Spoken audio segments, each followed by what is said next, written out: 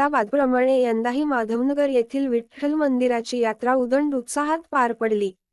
दरवर्षी आषाढी एकादशी निमित्त माधवनगर विठ्ठल मंदिरामध्ये यात्रा भरते।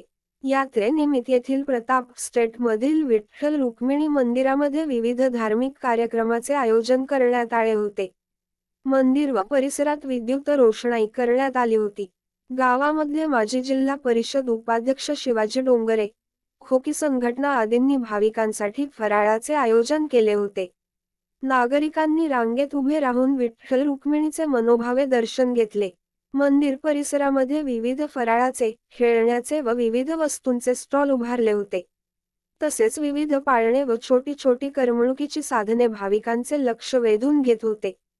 तसेच कोणताही अनुचित प्रकार घडू नये म्हणून संजय नगर पोलिसांकडून कडक बंदोबस्त ठेवण्यात आला होता।